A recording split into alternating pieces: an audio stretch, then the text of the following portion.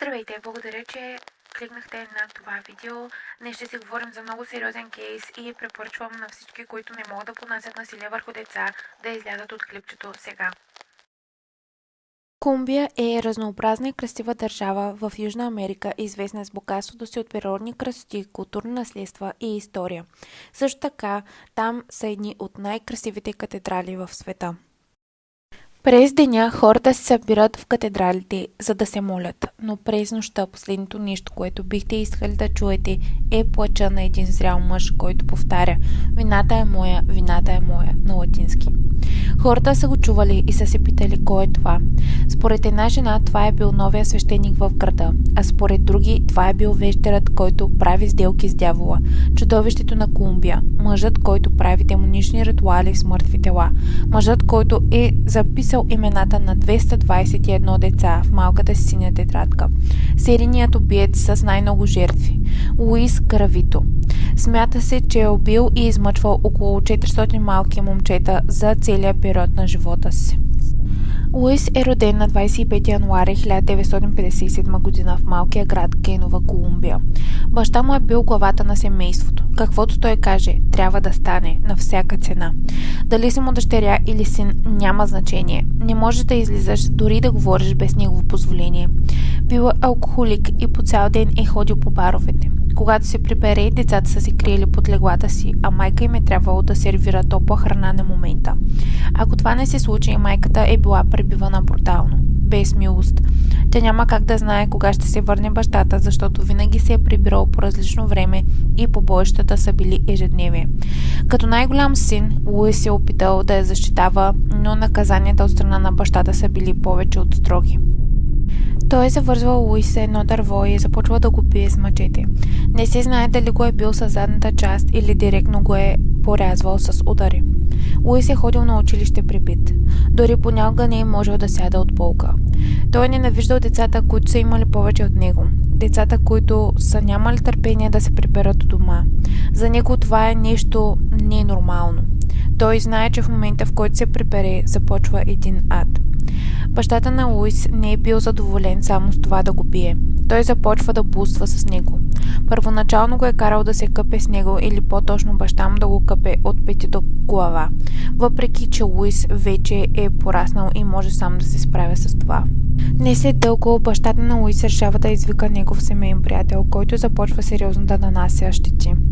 Уж идва да се види с бащата на Луис, но вместо това те са водели Луис в една стаичка, завързвали се го и семейният приятел е започвал да прави какво не с детето.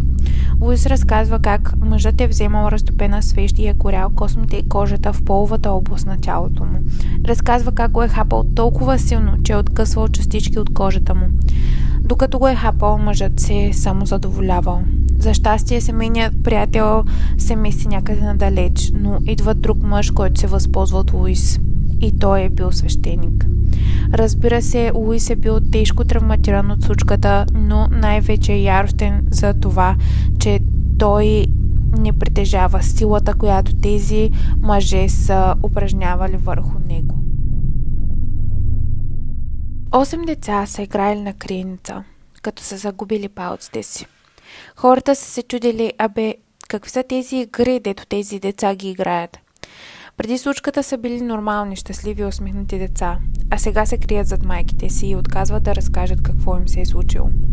Не след дълго 36 малки тела биват намерени в близката гора. Личи се, че телата са измъчвани и жертвите са наранявани жестоко. Някои дори нямат крайници и полови органи.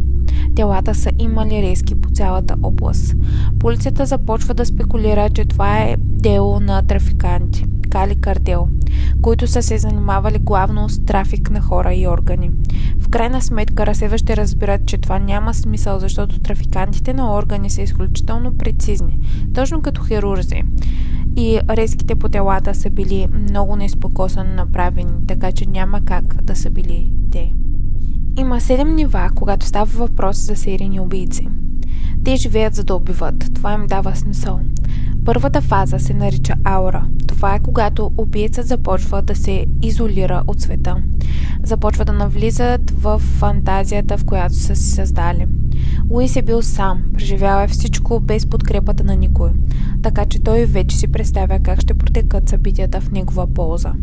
Втората фаза е игривата фаза.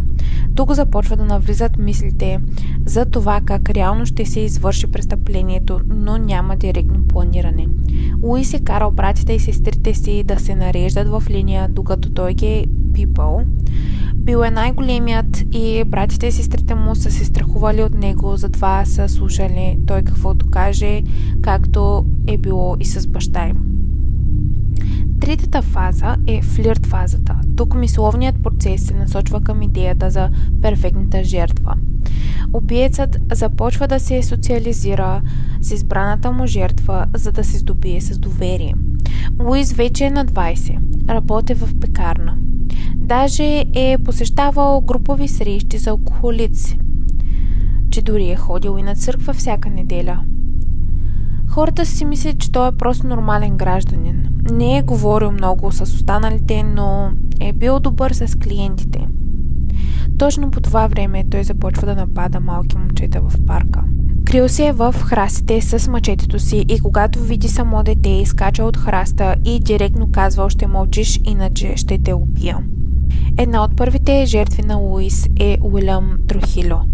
Разказва, че Луис му е сторил ужасни неща, мъчение, хапане и така нататък, но най-лошата част за него е била, че Луис е бил тих през цялото време. Нито дума, нито звук. Уилям е бил измъчван цели 12 часа.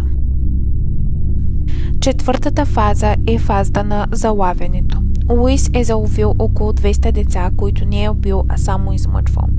Той е ходил в парка с напитки, сладки неща за ядене и така е примамвал своите жертви. Започнал е да експериментира с различни мъчения. Първоначално е порязвал телата леко.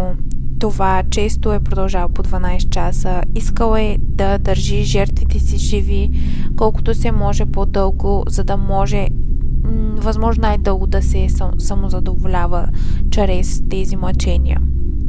Носил е свещи, за да гори децата, хапал ги е и ги е бил, точно както са му правили на него, когато е бил по-малък.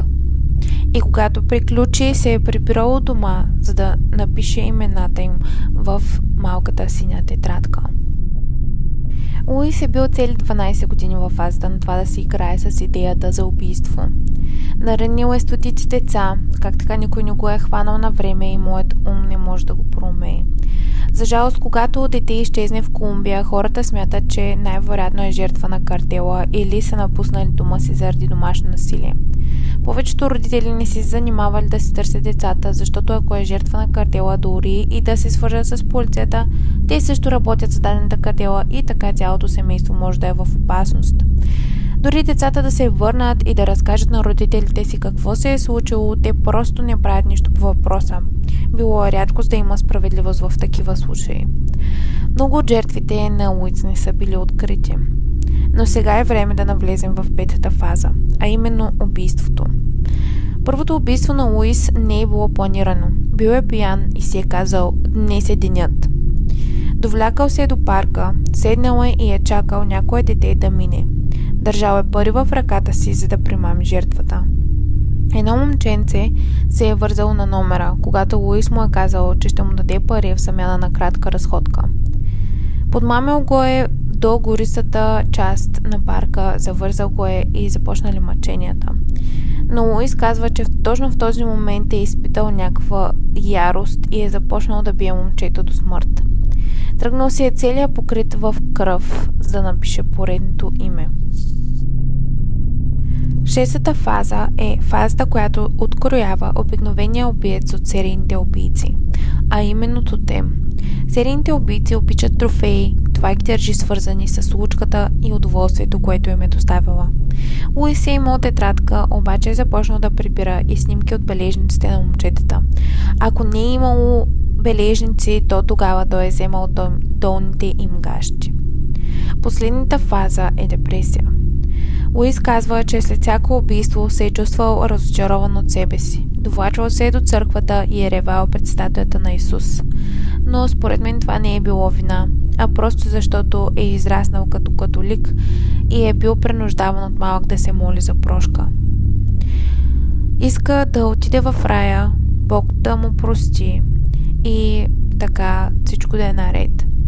Не е изпитвал вина за жертвите, а се е притеснявал за самия себе си. Тъй като психопатите не изпитват емоции, освен яд и завист. Те копират хората и е много вероятно Луис да си е мислил, че това се очаква от един нормален човек след жестока постъпка. Да, определено един нормален човек бих тръгнал да убива хора напред-назад, нали така? Убийствата на Луис започват да стават все по-жестоки. Той е смазвал ръцете на жертвите, намушквал ги, рязал ги, махал им половите органи. Даже се говори, че е изкарвал органите им, докато все още са били живи, за да могат да ги видят. След като приключи с жертвата си, той е нарязвал тялото на малки парченца и е отивал в околните гори, за да прави неговите така наречени ритуали и сделки с дявола. Казва, че при всяко убийство е правил сделка с дявола, за да му дава все повече сила. Чувал е гласове и тези гласове са му давали кураж, за да продължи напред и да убива. След време полицията най-накрая осъзнава, че си има работа с сериен убиец. Но се въртели в кръг, разпитвали хората в околността и всички казвали различно. Бил е свещеник, бил е бездомник, не, бил е вещер. И не може ли да дадат яснота на разследващите? За полицията става ясно, че убиеца има различни лица за всеки, който срещне. Всичките му персони, на свещеник, на бездомник, на вещер и така нататък, са избрани с цел, а то именно хората около него, да избягват директна комуникация. В смисъл, представете си, че има нов свещеник в града, няма да отидете да го разпитвате за личния му живот, най-малко пък някакъв си бездомник. Главният детектив Марк е намерил трудност в това да убеди властта, че става въпрос за сериен убиец, въпреки че е било очевидно. Хората се събирали пред полицията и са искали справедливост за липсващите деца. Една вечер тръгва страшен пожар в царевичното поле. Убиеца приключва с една от жертвите си, когато си хвърля цигарата в изсъхналата трева и всичко пламва около него. Когато полицията и пожарните пристигат, виждат тялото на жертвата и разбират, че това е дело на техния човек. Успяват да намерят чифт обувки и очила с диоптър. Тези доказателства довеждат разследователите до мисълта, че той е около 40, разбират, че е 1,50 висок, разбират също така, че има проблем с десния крак заради обувките, тъй като лявата обувка е била по-износена. Според тях със сигурност е имал видими белези, тъй като пожарът го е изненадал заради оставените му вещи. Вече полицията има много повече информация и се досеща, че името на убиеца би трябвало да е записано в списъка с сексуални престъпници. С информацията, която са събрали, успяват да скъсят списъка от 5000 души само на 25. Един от 25 човека в най-скоро време ще отиде да се прегледа заради кожно изгаряне. Оказват се прави. Луис е бил изгорен жестоко и е бягал цели 6 часа. Втора и трета степен изгорена кожа. Знае, че няма как да отиде на лекар, защото полицията ще е по неговите стъпки, затова отива на ветеринар. Лъже ги и те третират раните му. След няколко месеца полицията започва да разпитва семействата на престъпниците от този списък и сестрата на Луис го издава без да иска, защото той е оставил чанта пълна с вестници, които разказват за неговите престъпления. Оказва се, че Луис е бил разпитван няколко пъти, но е освобождаван поради липса на доказателства. Накрая го арестуват, като едно момче се обажда в полицията и казва, че почти е било убито. Детектив Марк тръгва веднага към локацията и Луис бива заловен. Арестуван е точно на 22 април 1999 година. Луис се признава за цели 200 убийства, но е бил осъден само за 160 от тях и според калкулациите на съдята, това се равнява на 1853 години и 9 дни в затвора. За жалост, Колумбия има различни правила и му дават само 40 години, но затворите в Колумбия са много тежки. Него го пращат в най-строго хранявания затвор с най-лошите условия. Хората се надяват, че някой ще си каже, кой е този изрод и ще взема да го убият в затвора. Но за жалост не става така. Казва се, че в затвора, в който е бил пратен, са били толкова лоши условията, че е миришал на човешки отпадъци, още като се доближиш до сградата. Тъй като Луис е станал известен в медиите с престъпленията си, много хора са ходили да го интервюрат и затвора прави пари от това. Затова те му дават килия с по-нормални условия и така, според мен, реално няма достатъчно справедливост. Също така са щели да го освободят 2023 година, но за щастие това не се случва заради сериозността на неговите престъпления. Ако сте изгледали клипчето до края, благодаря ви. Ще ви помоля да се абонирайте за моя канал. Това наистина е от голяма помощ, да харесате и да коментирате. Разбира се, много искам да чуя вашите мнения в коментарите. Мислите ли, че Луис е получил справедлива присъда или е трябвало нещо още по-жестоко да му се случи? Също така искам лично да благодаря на моите 8 абоната. Благодаря ви много хора и ще се чуем в следващото видео. Ще се опитвам да качвам по-често и до следващия път. Чао от мен!